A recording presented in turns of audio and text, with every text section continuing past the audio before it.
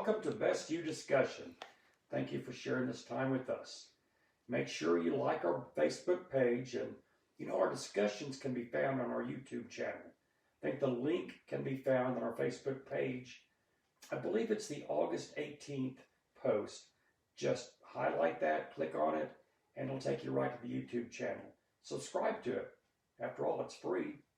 And if you want to receive our bi-monthly blog, just send me an email at bestyouguru@yahoo.com.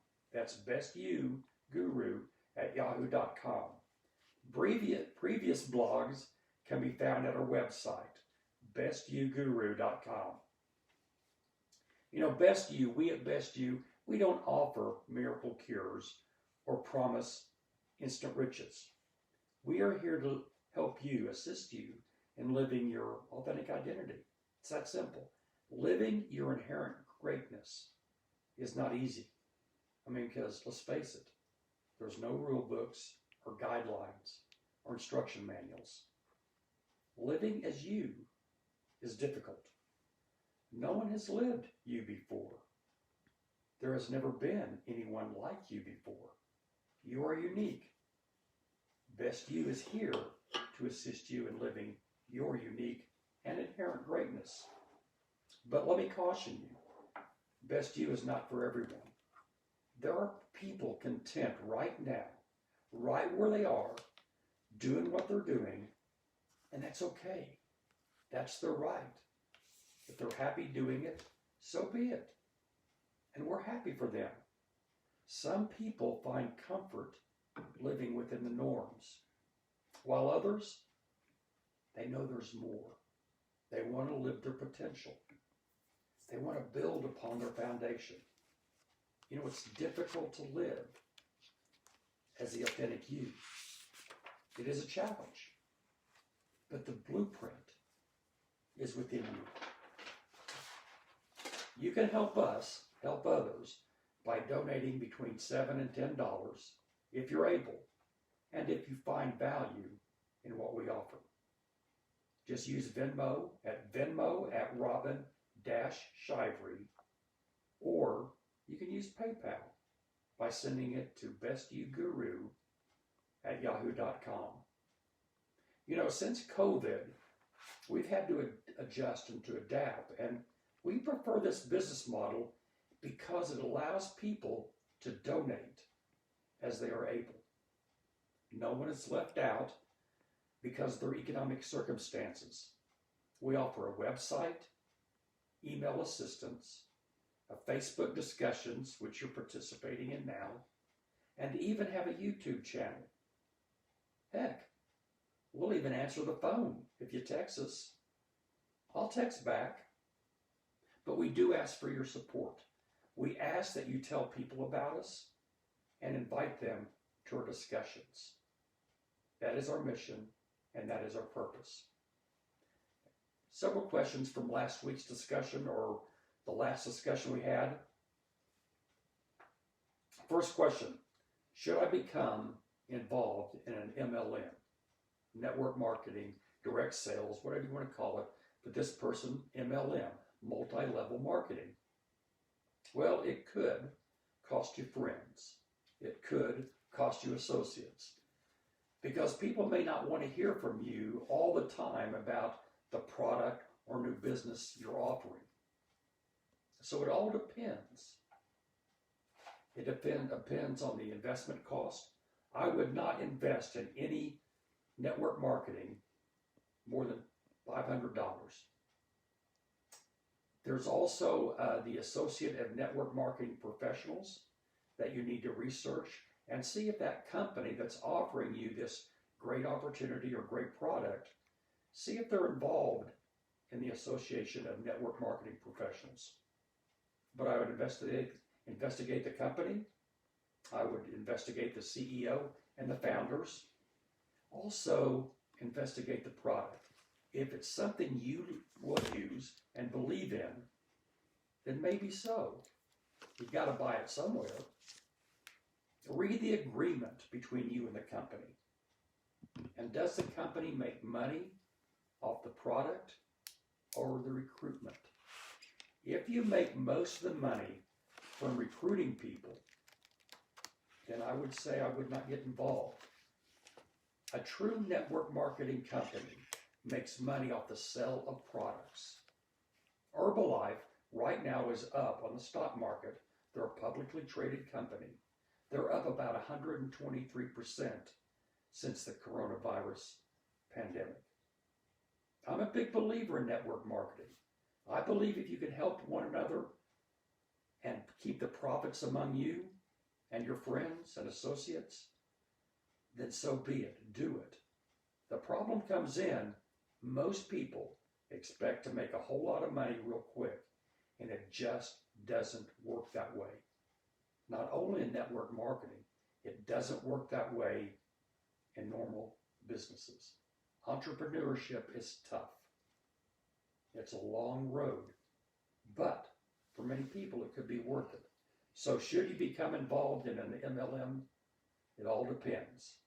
And feel free to email me if you want to talk specifically about the company or the product. I know a little bit about network marketing, and I'd be more than happy to give you my advice. Next question. With interest rates so low, is it a good time to borrow money? Well, yes and no. Debt, corporate debt, personal debt, and government debt is at all-time highs. Is that good? Depends. Is it bad? It depends. So it depends on what the good debt you're going to borrow, or is it going to be for bad debt? If you're going to borrow for a house, maybe. Can you afford the payments? It's a great time to borrow money on something that could appreciate in value, and you got to live somewhere anyway. Refinance your house? Absolutely. Depending on the refinance cost, but right now, interest rates are at historically low levels. Start a business? Maybe. Depends on what the business is. Do you need a new TV? And I'd say no. Vacations? No. Why go into debt for things that can't generate you an income or things that you don't need? Debt is at an all-time high, and it's got to be repaid somehow. So let me caution you, and I'll quote paraphrase one of my heroes in life. Don't become imprisoned by everything you own. Debt to buy things could create a prison. So be careful about borrowing money just because interest rates appear low. You got to pay it back at some point in time. I want to address a misconception that plagues this election season. And this has nothing to do with our topic tonight, but it's something that's been on my mind. Excuse me. And it aligns with our financial therapy series that we just finished. But Judge Judy once wrote a book that says, it's entitled, Don't Pee on My Leg and Tell Me It's Raining. And that's what's happening today. I want everyone to know the truth about capitalism and socialism. Everyone knows. Everyone who knows me knows I'm a capitalist. I've been an entrepreneur since before I was 10. So I love capitalism. Let me share a couple of quotes with you. Our merchants and masters complain much of the bad effects of high wages in raising the prices and lessening the sale of goods. They say nothing concerning the bad effects of high profits. They are silent with regard to the pernicious effects of their own gain. They complain only of those of other people. Another quote. No society can surely be flourishing and happy, of which the far greater part of the members are poor and miserable. Now, most people, when they hear those two quotes, would think that's from a socialist, right? He was not a socialist. He was not a communist. Those are the words of Adam Smith, the father of capitalism, the originator of the economic structure that in 1776, our founders sought to build our economic system. Our current economic structure is not really capitalism. It's neoliberal economics. It's not capitalism. So when you tax the rich to inhibit a large economic inequality in our country, that is capitalism. That is not socialism. Capitalism produces a strong and robust, vibrant middle class, not one where the wages are stagnant. A strong stock market is not an indicator of capitalism. There was a candidate running for president, and the media called her a liberal socialist. She spoke of the laws of capitalism, not socialism. Too many among us fail to understand she is one of the most fervent defenders of capitalism in our country. But she was classified a socialist. Let me tell you what socialism represents. The United States military is a representation of a socialist organization. And I don't think the majority of Americans can call the generals or admirals socialist. So Americans, please understand what capitalism is and the difference between socialism. What many in the political realm are calling socialism, they're doing it to incite you. But it's really capitalism. And it scares them because capitalism empowers the middle class. More wise words from Adam Smith.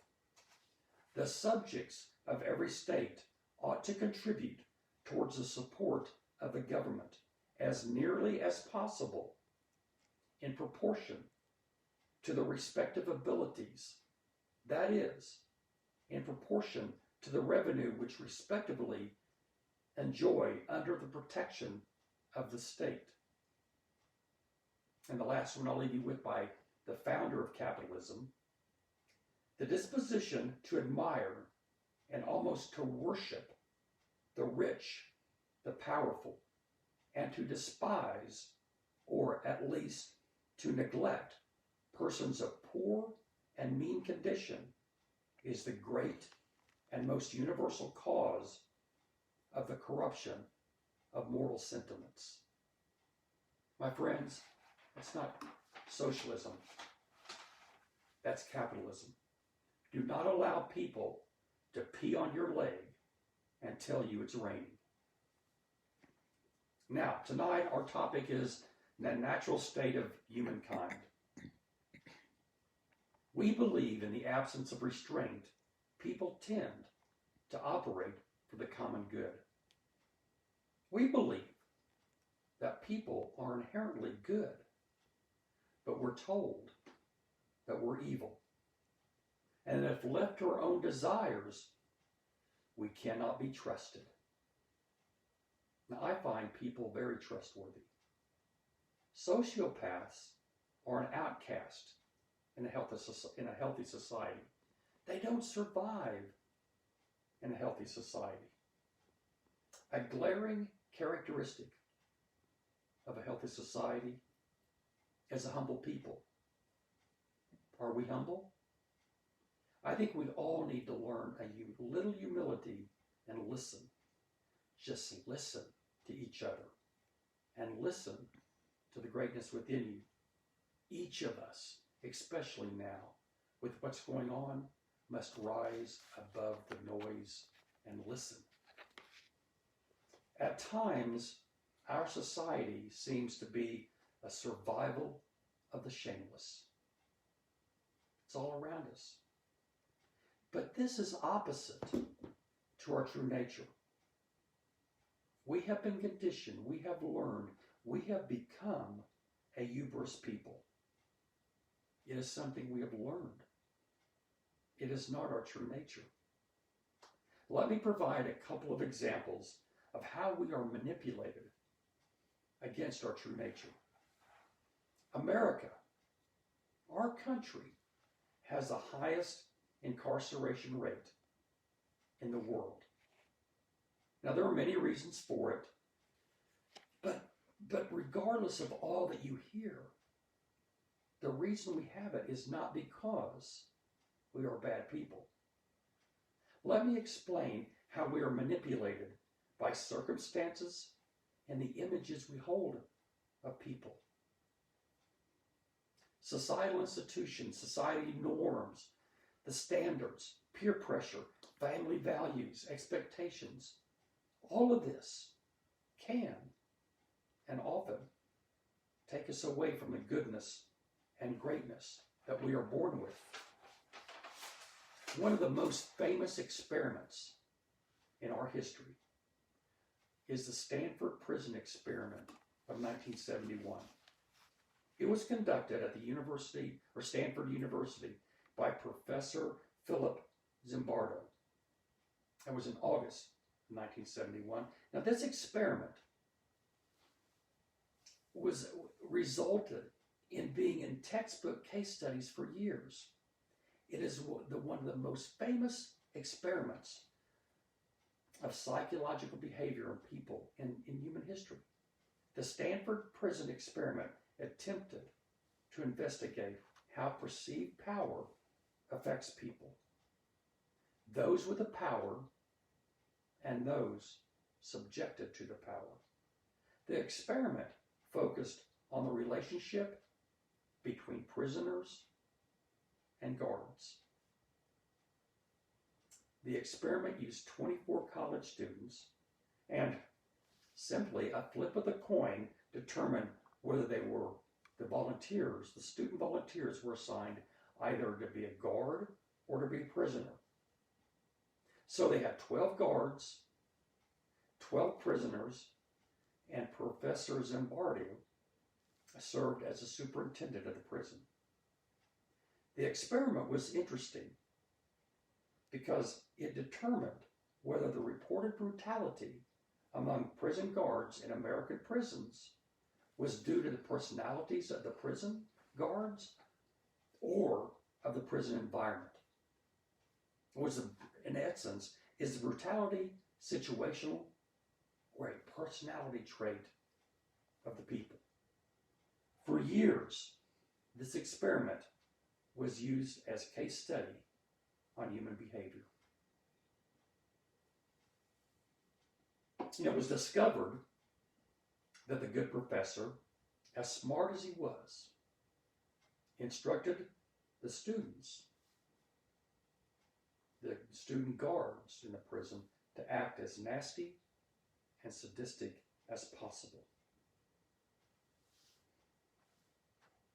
The students at first resisted, but Zimbardo told them that he needed the results of this study to prove that prisons were bad, because what he wanted to do was go to the press and say prisons are a horrible place and they need to reform the entire system.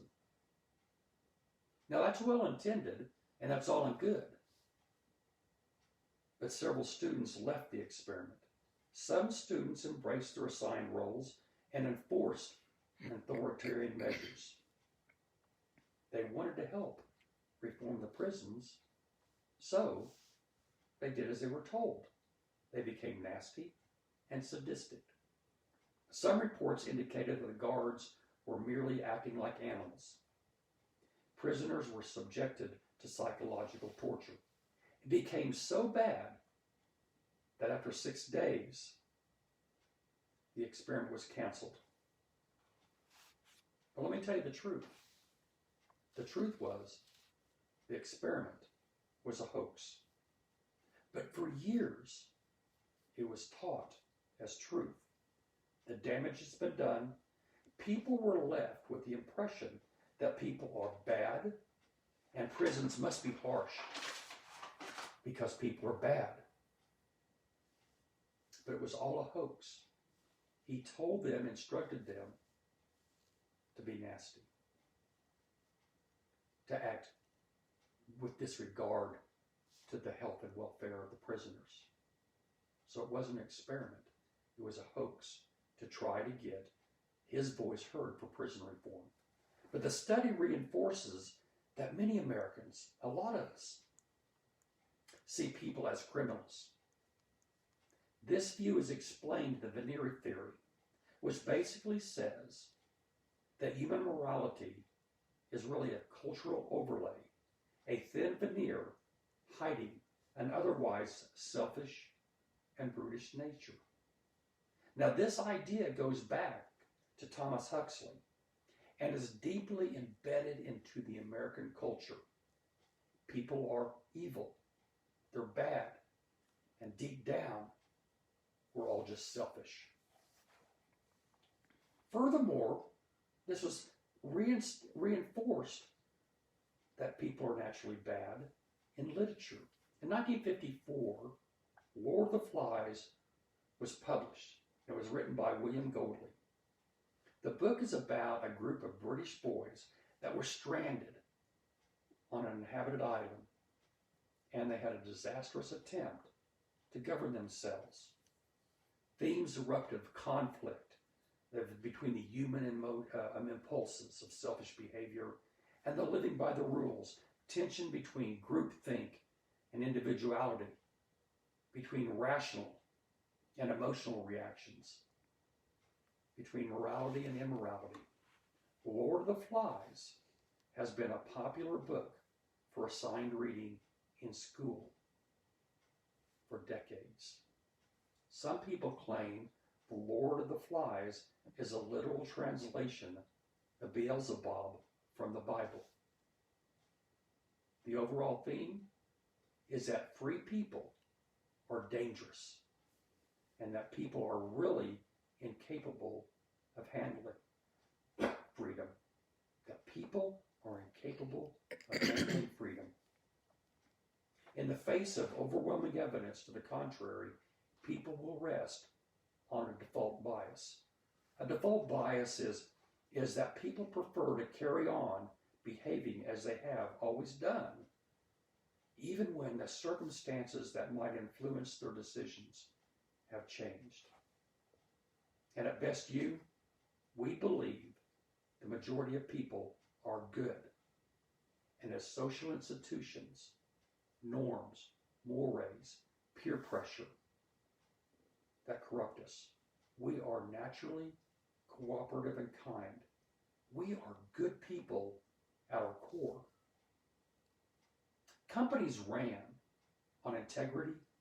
Companies that really stick to their values are shown to be more profitable, they have less lawsuits, and they have happier employees. Employees develop an emotional investment with the good of the company. Goodness is good for business, and we are born good. The issue is that often what we assume about people is what we get. We must turn our society around and start with trust and humility.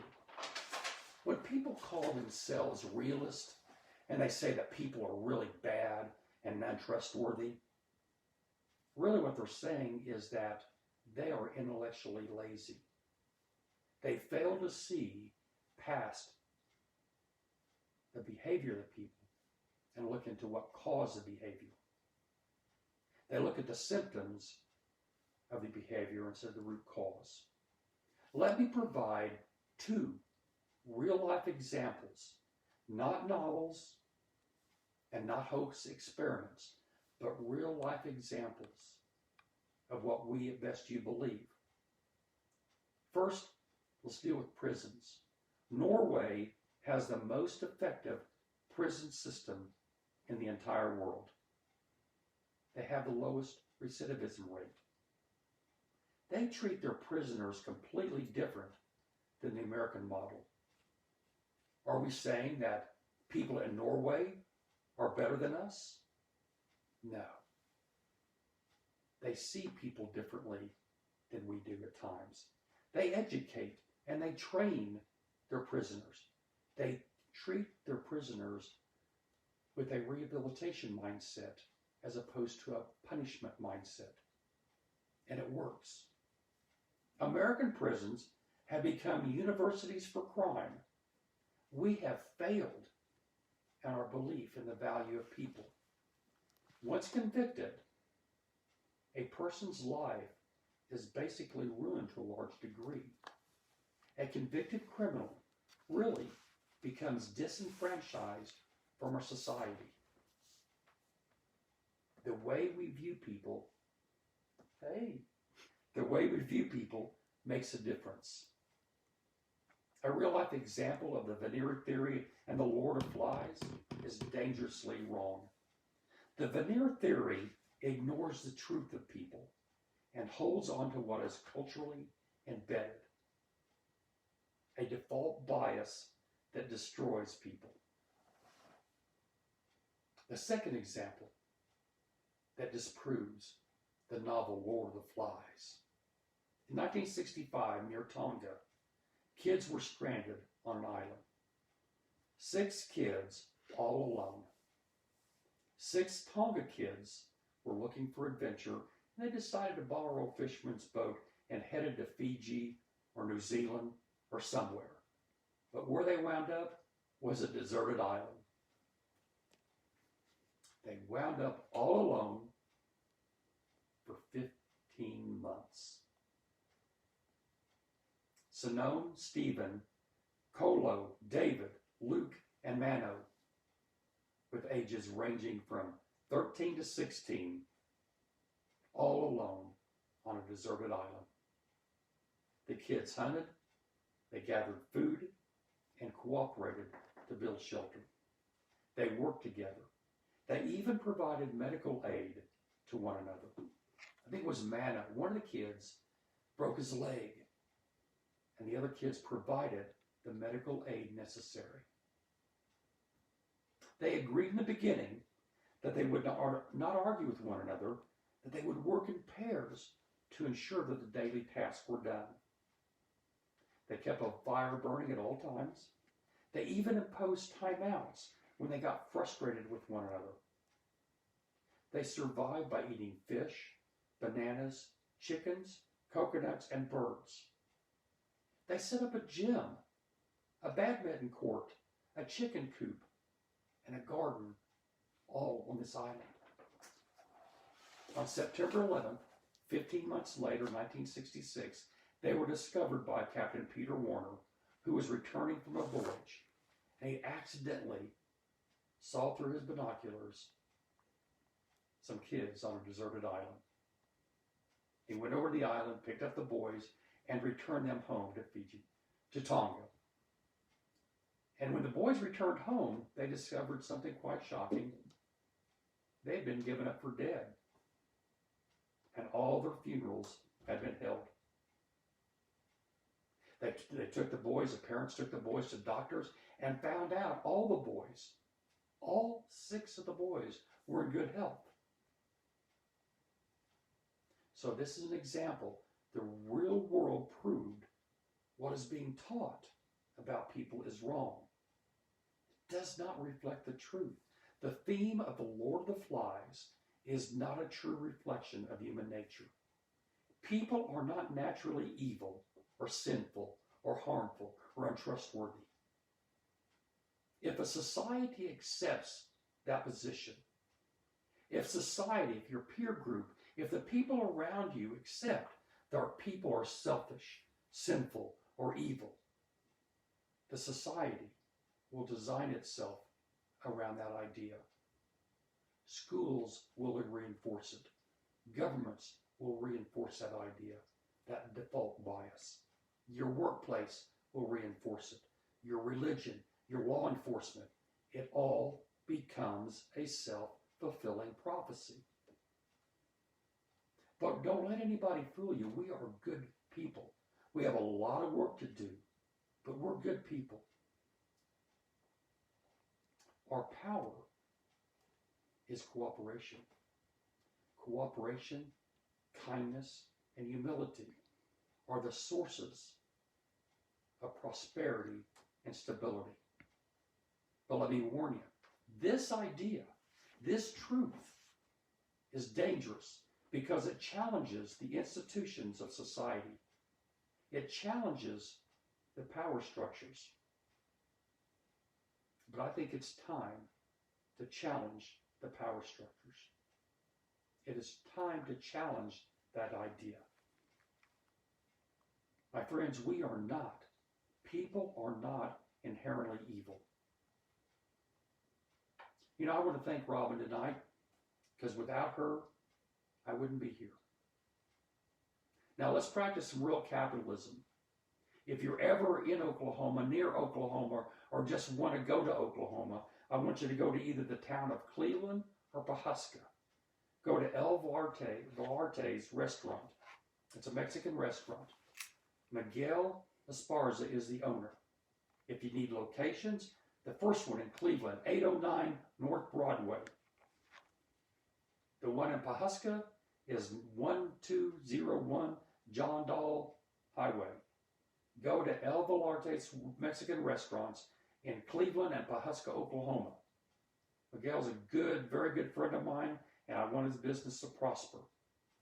So thank you for joining us, and you can email us at any time at bestyouguru@yahoo.com. Again, bestyouguru@yahoo.com. Spend more time and money educating yourself and less time and money entertaining yourself.